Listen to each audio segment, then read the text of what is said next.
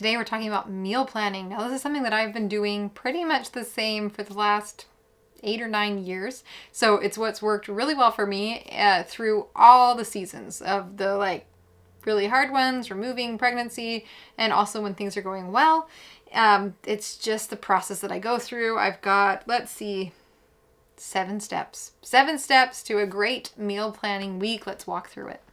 Hi, I'm Jessica Jackson, and this is the new way to thrive in motherhood by leaning into who you are, what you love, your unique family situation, and personal mission to create a life that you actually want to live.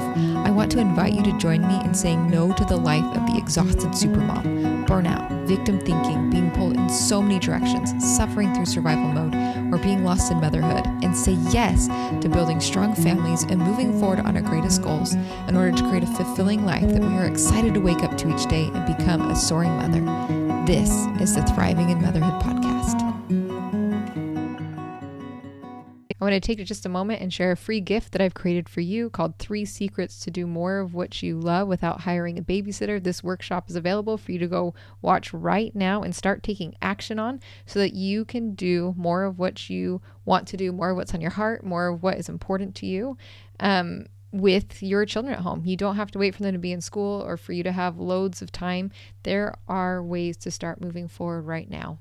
And you can check that out at thrivinginmotherhoodpodcast.com/workshop. The very first step is just to figure out what grocery stores are you going to shop at and what is their schedule for ads. So it could be in different seasons, we've shopped at Walmart, Aldi's, Fresh Time. I don't know. It just kind of depends. Some people love Smith's or Winco. There's different grocery stores all around the country. And so if you can narrow down which stores you're shopping at, that's very helpful. Now, what I like to do is have one main one where we get the bulk of everything that we're going to buy, and then one that's like supplemental that we're filling in some of those specialty items that you can't find at your main one. And so for us, it's always been right now it's Aldi's, which is kind of the budget grocery store. And then we fill it in with Walmart. So that's what's close to us. And that's just what's accessible. So kind of identify that for yourself. And I know it seems really basic and simple, but there's so many options. And if you find yourself constantly going to different places, it could be exhausting. The other thing is that, again, I want you to look at their ad schedule. So weekly ads at Aldi's come out Wednesday morning. So what we like to do is I've kind of picked my shopping day, my meal planning around the ad schedule. And so Wednesday morning is the day that I'm doing my meal planning and my grocery shopping list. Even though I'm doing my weekly plan at the beginning of the week, which I actually love because I have a good idea of what the week's going to look like, I kind of have a shifted week plan on my meal planning. Now, what I do is when I look at those weekly ads, I'm looking for what produce is on sale. We do not eat meat, really, so I don't worry about those. But if you do, it's a great time to check those prices as well. We used to. I guess that's what we used to do. But so I'm looking at produce, and then based on what's on sale for the produce, I am using that as a starting place to figure out what recipes I'm going to cook for the week. So if a mushroom's on sale, we're going to cook lentil loaf and put mushrooms in it, or we're going to cook make a bok choy mushroom soup that we absolutely love. It just helps me really quick narrow down. Or if zucchini's on sale, we're making zucchini boats. And yeah, that's probably what we're going to make, zucchini boats. That's a favorite at our house. So that's how I manage that. Also, it's if avocado's on sale, we're definitely having a night with tacos or, I don't know, quesadillas or something that we would put avocados on. So that's kind of how I start from there. Now, next thing I do is I'm going to grab my planner at this point, and I've got my planner, and then I've got either a piece of paper that my kids have used that I fold in half, that I use as a piece of scratch paper that I'm gonna carry with me, or a notepad that's small. So we have both, we use both, but that's typically what I do is just grab a scratch sheet of paper, fold it in half. I don't know why, it just seems friendlier to have it folded in half and just write along one side. I start with writing the order that things are at the store. And this is something where I'm okay, I just need to write down, I'm gonna write a basic grocery shopping list. My mom did this years ago when I was growing up, and I just never done it based on the store, the order of things, but I just have it in my brain. So I just write things based on the order they're in. So I start with produce on top, because when you walk into Aldi's, that's what's first. So I write down all the produce that we want that's on sale, and then I write all of the things that we're going to eat for snacks. And so we're writing bananas and spinach and apples and peppers and cucumbers and carrots, just going down and jotting down all of those things. And typically I'm doing this upstairs early in the morning before anyone's awake. So I write down all of those things and then we go to the kitchen and I like check and see like, okay, we actually have a bag of carrots still, and cross it off. But that's how I do it so I don't wake people up, because who wants to do that? So then we've got every Friday night is pizza night. So I write that on first because it always feels daunting. But if I can at least cross one night out like easily, that feels good. So write pizza down and then I'm checking, okay, wait, do I have the pepperoni that I need? Do we have mozzarella cheese? Do we have peppers and sweet potatoes and pineapple? Because that's what we put on our pizzas. And I just jot those down and make sure we've got them. And then I start looking at my calendar, my weekly calendar, about what is happening. So, and identify, are there nights where we just need to be quick and easy because the day's full and we don't have very much time to prep dinner? Are there days where we're going to be out until, like, we've got a couple of days a week where my kids have activities until 5:30 or 6. And so we just have to have dinner ready to go. So those are going to be crock pot nights or in the Instapot, or, prepped ahead and can just be pulled out of the fridge.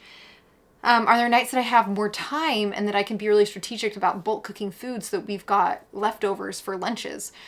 I want to identify those nights. And so once I kind of have an idea of like, okay, we've got 2 nights that need to be quick and easy. We've got 1 that I can do, bulk cooking for, and we've got 2 that I have a small pocket of time to cook, but we can just kind of pull it together. Then I start to fill things in with my favorites. Now, every week I typically cook, when things are normal and life is good, I will cook maybe 1 up to 2, but no more than 2 new recipes of things just to try. I like mixing it up and trying new things. When things are crazy, when there's just a lot going on, I'm not trying new things. I'm just always going back to what is working well for our family. Now, a few years ago, like maybe many years ago, like 7, 8 years ago, I bought Mealboard. It's an app that's on the iPad, but I can also access it on my browser, which I love, and I do most of the time, like on my computer. And so anytime we've made a recipe that we like, I just import it into Mealboard. It automatically, pulls the picture and the ingredients and the directions, and I just save it in there. And so at this point, after doing that for 8 years, we have about 200 recipes in there of food that we will eat again. And then, but the reality is we probably have like, I don't know, 14 or something that we're eating most of the time.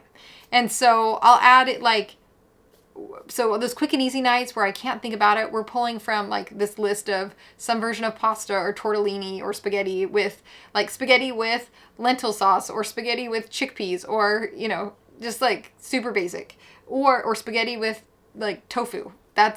Those are 3 variations right there. Or then we do tortellini, and we've got a whole bunch of versions of tortellini, another pasta option, like tortellini with sweet potatoes and peppers, or tortellini with zucchinis and tomatoes. Like, again, just pulling those out. Or we've got quesadillas with sweet potatoes and black beans, or quesadillas with refried beans and cheese. So I've got all of these different meals that kind of fall into that category where I don't need a recipe. I don't need to think about it. We can just pop them in quick and easy. And so what I'm working on is actually updating our physical binder, because I've got all these kids that I want to be able to cook food and that want to cook food. And so I'm updating it so that we're going to have our quick and easy breakfast that we refer to over and over and again.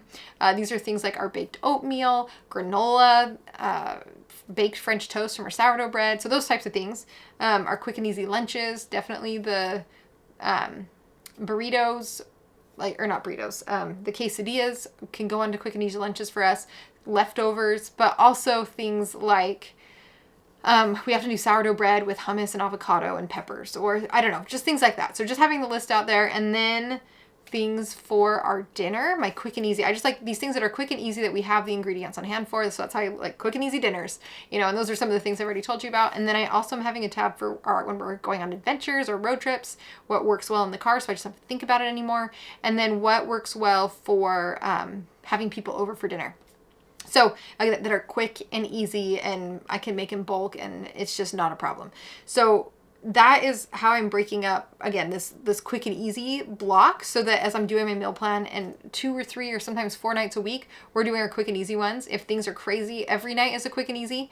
And then the rest of the recipes that I have, I'm arranging based on kind of the main food source. So all of our lentil recipes, our black bean recipes, our quinoa recipes, our I don't know, those other things, lentil recipes, and kind of basing it on that, because then during the week, I like to pick, just making sure that we're getting a variety of different, base ingredients, different sources of plants that we're eating throughout the week. And so that's how I'm divvying up the rest of those recipes that are maybe not super quick or fast, but they're ones that I can cook in bulk. So for example, like doing lentil dal and naan takes like an hour to make that recipe, but I can make tons of it and it's great for leftovers. And so that'll go under like the lentil tab. So that's what I'm working on.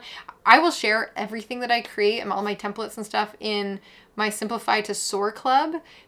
That's like my home management course. So specifically for creating a simple home that runs well. And so as I'm developing that, I will pop it in there for you.